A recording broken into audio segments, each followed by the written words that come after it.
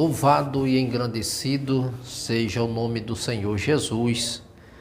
Nós estamos de volta, louvando a Deus, sempre com esse espírito de gratidão a Deus pelo que Ele tem promovido nas nossas vidas. Nós estamos sempre alegres, isso é de sobremodo excelente quando a gente tem algo de Deus para compartilhar. E o melhor de tudo é quando nós temos vivenciado o que o Senhor tem de uma forma tão especial, também compartilhado conosco. Eu quero compartilhar com você que tem nos ouvido Apocalipse capítulo de número 2. Vamos ler do verso 12 ao versículo de número 17. Nós sempre temos apresentado aqui essas cartas que são endereçadas às suas respectivas igrejas, e assim o próprio Senhor tratando com cada uma de acordo com as necessidades que haviam em cada uma dessas igrejas. Então a gente vai ver que ele está tratando de determinados assuntos, porque nós sabemos que na Ásia Menor havia algumas cidades, em cada uma daquelas cidades havia os seus movimentos cultural, e assim essas igrejas elas estavam passando por essas situações. Vamos ler. Diz assim, essa igreja aqui, ela é a igreja de Pérgamo. E o Senhor diz assim: ao anjo da igreja em Pérgamos escreve: estas coisas diz aquele que tem a espada afiada de 2 gumes. Conheço o lugar em que habitas, onde está o trono de Satanás, e que conserva o meu nome, e não negaste a minha fé. Ainda nos dias de Antipas, minha testemunha, meu fiel, ao qual foi morto entre vós, onde Satanás habita. Tenho, todavia, contra ti algumas coisas, pois que tens aí os que sustentam a doutrina de Balaão, ao qual ensinava a Balaque, e a armar ciladas dentre dos filhos de Israel para comerem coisa sacrificada aos ídolos e praticarem a prostituição. Então a gente vai observando que o Senhor ele sempre vai se apresentar a essas determinadas igrejas. Por exemplo, ele, quando se apresenta aqui a igreja de Pérgamos, ao anjo da igreja em Pérgamos escreve. Quem é esse anjo da igreja de Pérgamos? Nós sabemos que é o pastor daquela igreja, ao qual essa carta está sendo endereçada a ele, para que ele assim venha ler essa carta para a igreja, para os seus liderados. E o importante é que cada uma dessas cartas, elas, em primeiro lugar, ela é endereçada ao anjo da igreja, ao pastor da igreja, e em seguida Jesus, ele se apresenta. Quem é que está endereçando essa carta? Quem está endereçando essa carta é o Senhor Jesus. É aquele, como diz aqui, estas coisas diz aquele que tem a espada afiada de 2 gumes. Essa espada afiada de 2 gumes nós entendemos que é a palavra do Senhor. É aquele que tem a palavra, é aquele que tem a doutrina, é aquele que tem a palavra de cura, de liberdade ou de libertação para aqueles que assim têm a credibilizado. E uma coisa que é importante, como ele se apresenta, que eu que tenho a doutrina, eu tenho uma palavra, ele se apresenta, ele diz: conheço o lugar em que habitas, onde está o trono de Satanás. O Senhor Jesus, ele fala algo tão importante aqui, que em primeiro lugar, ele está endereçando a sua carta. Em segundo lugar, ele se apresenta. E em terceiro lugar, nós vamos observar que ele conhece as nossas lutas. Ele conhece o labor de cada um.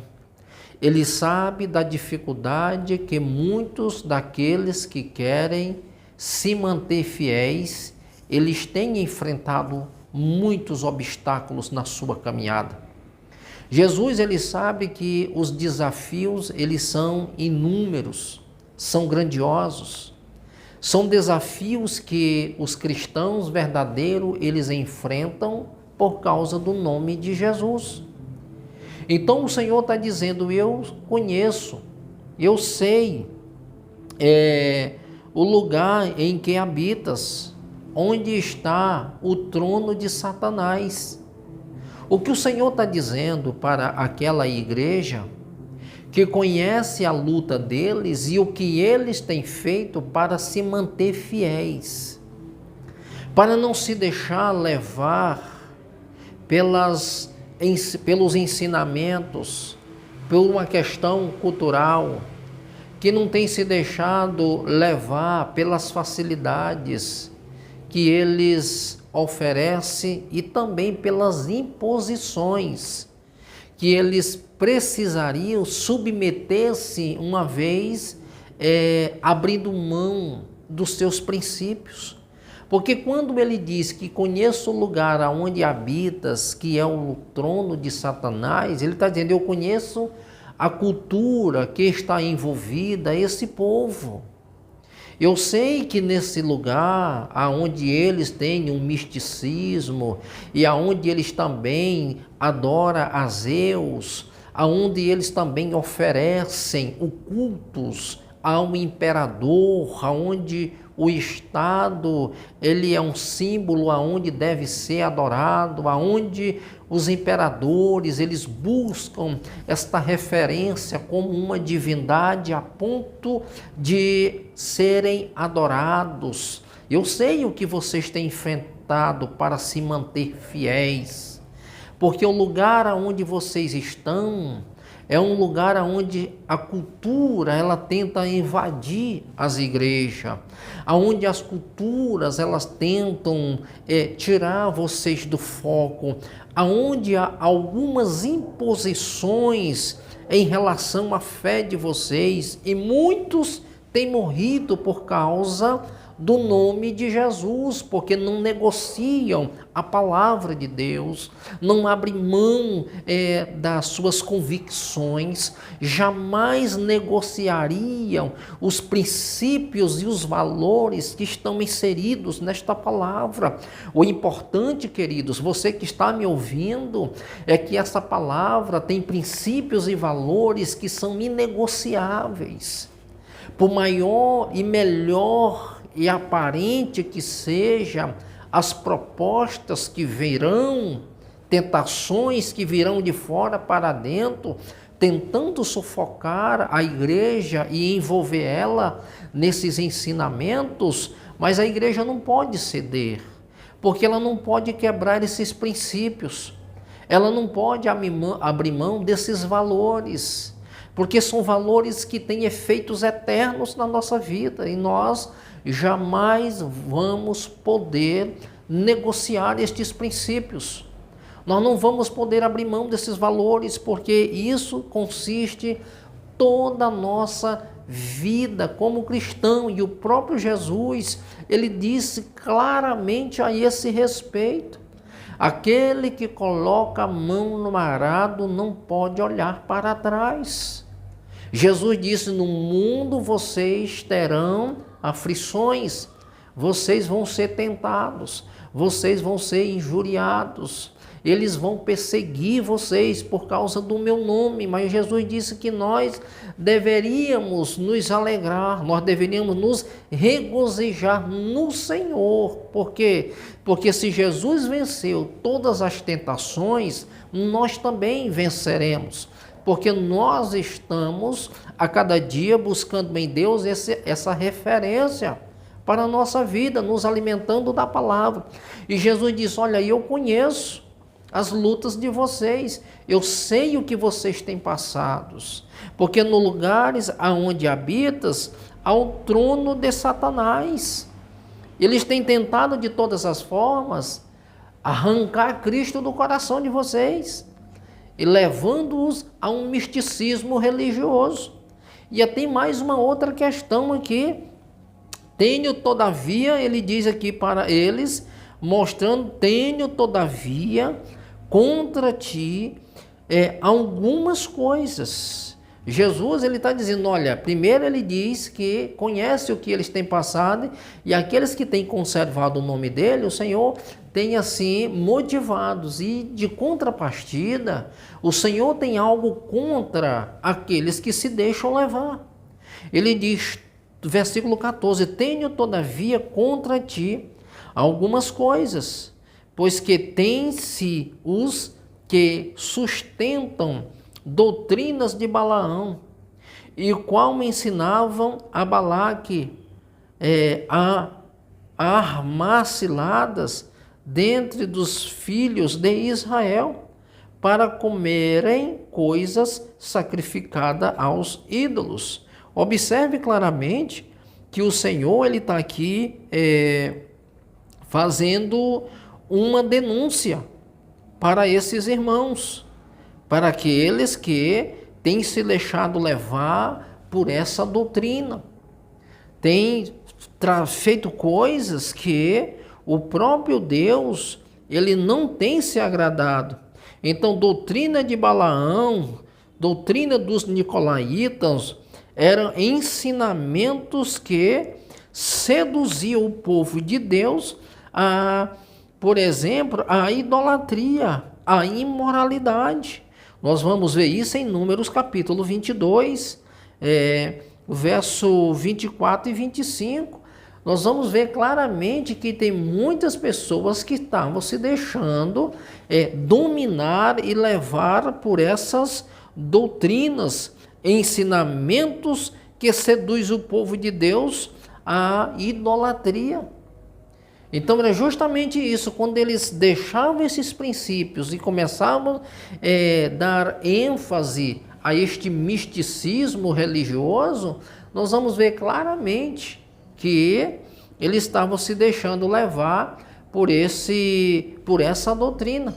E aqui nós vamos observar claramente que o Senhor, uma outra questão que nós vamos observar aqui ainda, é que ele diz, para comer coisas sacrificadas aos ídolos, praticarem a prostituição. Essa aqui é uma prostituição espiritual. Levar as pessoas a prostituírem-se, tanto na questão espiritual, como também na questão física, né? As orgias que havia nesses cultos pagãos daqueles dias.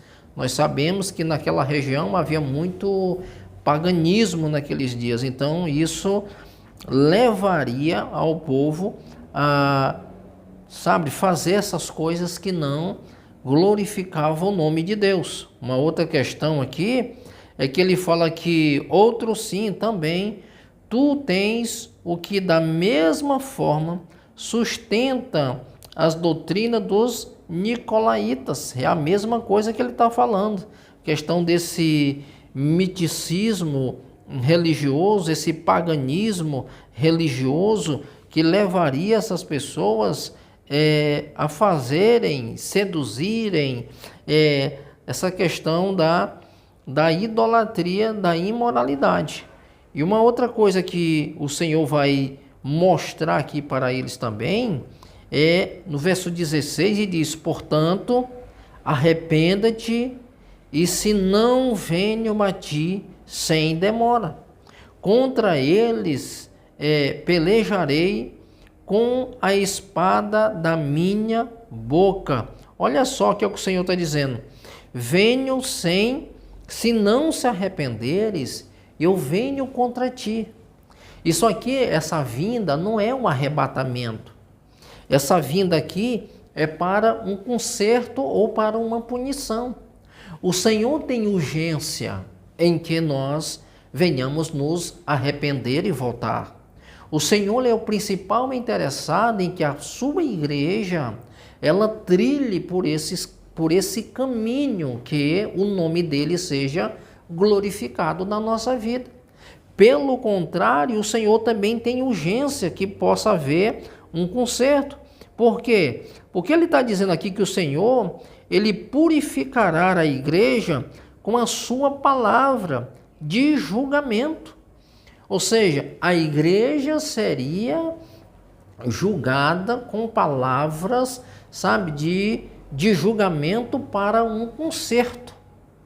É isso que o Senhor está dizendo. E se não se arrepender, portanto, arrependam-te, se não venham a ti sem demora. Contra eles pelejarei com a espada da minha boca. A espada da minha boca, novamente, ele está falando aqui, eu venho a eles com a minha palavra. Palavra essa, palavra de julgamento. Então, a gente vai observar aqui claramente uma ação de Deus em favor daqueles que não se arrependerem.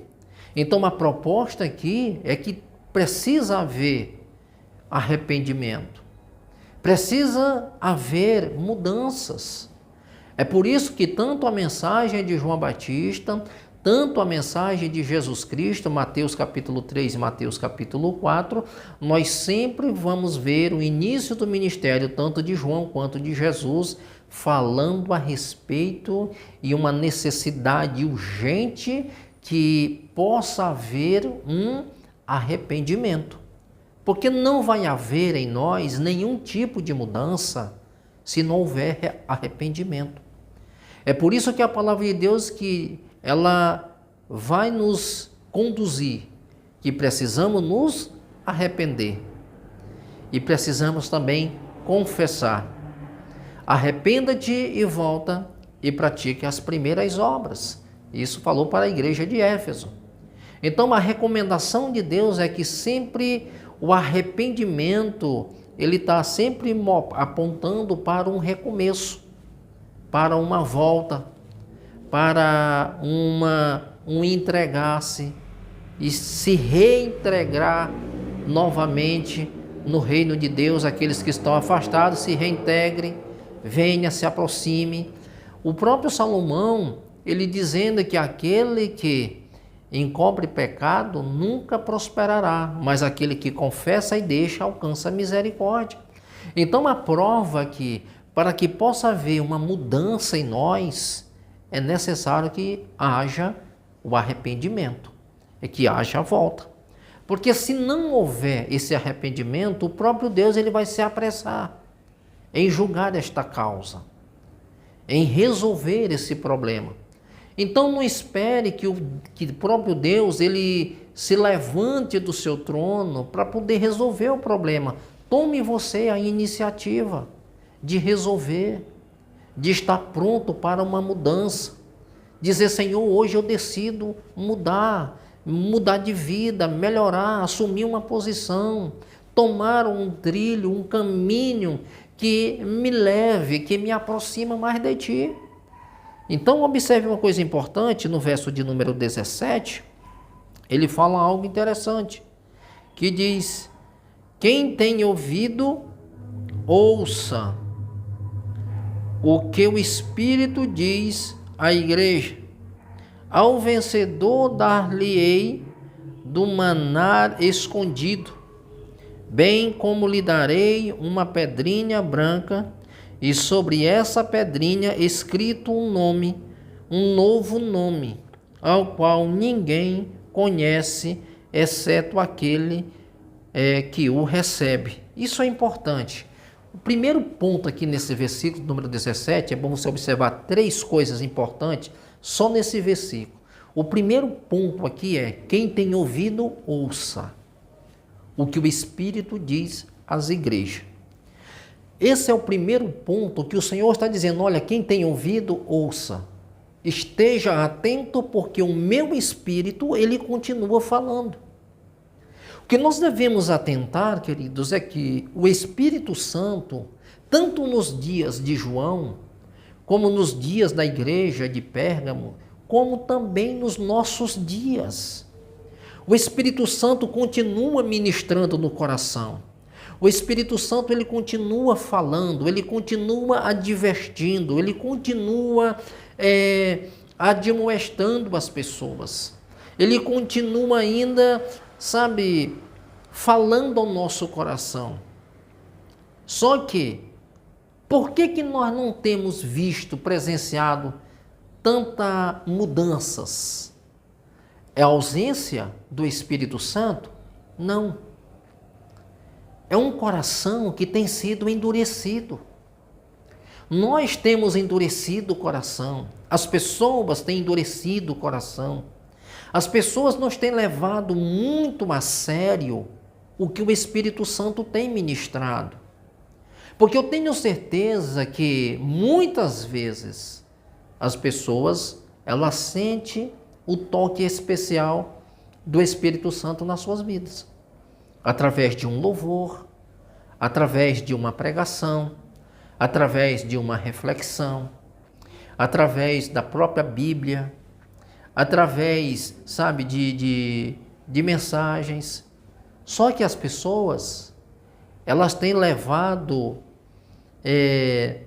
deixado que essa palavra ela caia no descrédito. Eles têm feito pouco caso dessa palavra. As pessoas hoje, elas costumam julgar a palavra pelo tempo. E as pessoas dizem: há muito tempo tem se ouvido falar a esse respeito. E nada aconteceu e nada mudou. Quer ver um exemplo? A Bíblia diz assim: assim como foi nos dias de Noé, assim também será nos dias da vinda do Filho do Homem. Primeiro, casavam, bebiam e davam-se em casamento, até o dia que Noé entrou na arca, veio o dilúvio e destruiu tudo. As pessoas, elas têm permitido e se deixado levar também pela questão do tempo, como eu estou falando. Há tanto tempo se fala a esse respeito e nada tem acontecido. E a advertência aqui é: quem tem ouvido, ouça o que o Espírito diz às igrejas. Então a gente vai observar claramente que há a segunda recomendação aqui é que ao vencedor dar-lhe-ei do maná. O Senhor está dizendo: aqueles que vencerem vai se assentar à mesa comigo nos dias nas bodas do Cordeiro. Você vai conferir isso em Apocalipse 19. Ao vencedor, aquele que vencer, aquele que chegar até o fim, aquele que será coroado, aquele que entrar pelos portões celestiais, aqueles que se encontrarão com o Senhor naquele grande dia, no dia do banquete, ele se assentará comigo e eu vou dar do maná. Então, comida. Ele vai ter um banquete preparado para ele. Então, quando você lê Apocalipse 19, você vai ver claramente que a igreja, ela estará nas bodas do Cordeiro. Então, é a segunda. E o terceiro item importante aqui, está tudo no versículo de número 17. Ele fala assim, que ao vencedor, além dele sentar e ele comer do maná, o Senhor fala assim: como lhe darei uma pedrinha branca, e sobre essa pedrinha escrito um nome, um novo, o qual ninguém conhece, exceto aquele que o recebe. Então essa pedrinha branca, a gente vai observar que na antiguidade, quando um réu ele ia ser julgado, alguém daria um voto em favor daquele réu para que assim ele viesse ser absolvido. Então essa pedrinha branca ela tem esse sentido. Em segundo lugar, ela tem um outro sentido também. Era uma espécie de alforria. Um escravo, quando recebia uma pedrinha daquela, era como se ele estivesse recebendo uma carta de alforria. Então, na antiguidade, ela tinha esses dois sentidos. E o Senhor está dizendo que ao vencedor, ele vai sentar-se à mesa e esse vencedor vai ganhar uma pedrinha. E nesta pedra vai estar escrito um nome que somente aquele que a recebe, ele vai saber que nome é aquele. Segundo os estudiosos, eles dizem que esse nome são as particularidades, é um exemplo que ele dá. Então, se só eu que recebo, eu sei, então somente o Senhor conhece também as minhas particularidades. Ele fala daquele momento, conjectura-se aquele momento a sós, que você revela a sua necessidade, como também as suas virtudes, ou até mesmo a sua fraqueza, o desejo do teu coração. É algo que está muito intrínseco, que é muito particular seu.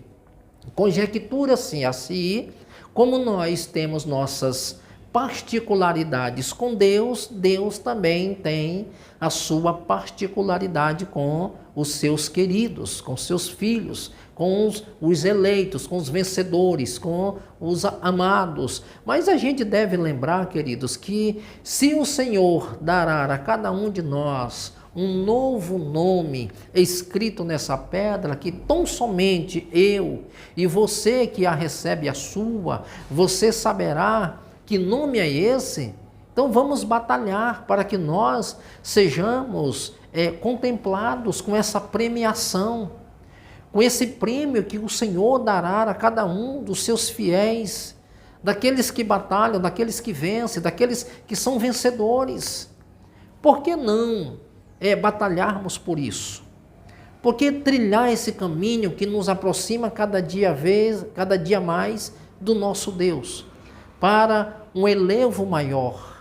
Eu anseio por esse dia, porque é nessa expectativa que nós temos vivido dia após dia, com essa esperança, com essa confiança, com essa alegria no nosso coração, de saber que naquele grande dia nós vamos estar sentados à mesa e nós vamos ser servidos pelo nosso Senhor.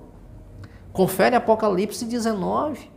É o Senhor Jesus que vai servir este banquete para os santos, para aqueles que vencerem, para aqueles que estão dispostos realmente estar ali, renunciando tudo e a todos, que possa tentar tirar você do foco, mas você vai batalhar para estar naquele grande dia, estar sentado e receber essa premiação.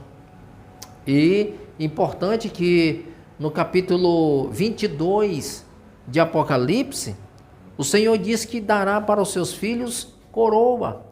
Eis que cedo venho, e comigo está o meu galardão para dar a cada um segundo as suas obras. Isso é importante, porque nesse livro tem promessa de Deus para aqueles que vencerem. Então você não quer estar do outro lado, dos perdedores. Pelo contrário, você quer estar no grupo dos vencedores.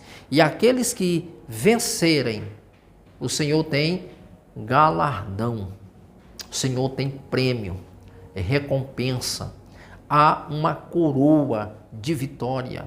Tiago, ele diz que bem-aventurado é o varão que suporta com perseverança a aprovação, porque depois de ter sido aprovado, o Senhor dará uma coroa de vitória para aqueles que o Senhor ama. Então, tem recompensa. Então, vale a pena, queridos, batalhar por aquilo que nós almejamos, por aquilo que nós desejamos alcançar do Senhor. Queridos, é uma palavra de reflexão e ao mesmo tempo nos desperta para nós querermos ser melhores, estarmos aptos a vencer, batalhar por aquilo que nós almejamos. Você que está me ouvindo aí do outro lado, creia nessa palavra, que Deus possa iluminar o teu entendimento e você não duvidar, mas peça para que o Espírito Santo ele coloque algo novo no seu coração. Embora que você até hoje não tenha credibilizado e poucos crédito você dá para uma palavra tão simples, mas com propósito, você pode dizer: Senhor, leva-me pelo teu Espírito Santo, crê nesta palavra, porque a partir do momento que você credibiliza essa palavra, você está dando condição para que ela venha mudar o seu coração, que ela venha moldar a sua vida. Porque quando você pega a palavra de Deus e você dá a ela a condição para que ela muda a sua vida, ela deixa de ser uma mera palavra. Ela se torna uma palavra viva, que transformará a sua vida. Por que tem muitas pessoas que sofrem? Porque em vez de permear a incredulidade no teu coração, por que não a liberdade? Por que não credibilizar se em vez de eu estar tirando o crédito da própria palavra? Então, a palavra por si só, ela tem poder. Porque a Bíblia diz que os mundos foram criados pelo poder da palavra. Então, essa palavra por si só, ela tem poder para mudar a sua vida. Então, queridos, que Deus te abençoe de forma extraordinária, em nome do Senhor Jesus. Você que ainda não é um inscrito nesse canal, se inscreva, comente, compartilhe, divide esta bênção com mais alguém. E assim você está nos ajudando a crescer e também divulgar a palavra de Deus para as pessoas que assim anseiam e desejam. Queridos, nunca se fez tão necessário como nesses últimos dias ouvir a palavra de Deus. Que Deus te abençoe em nome de Jesus.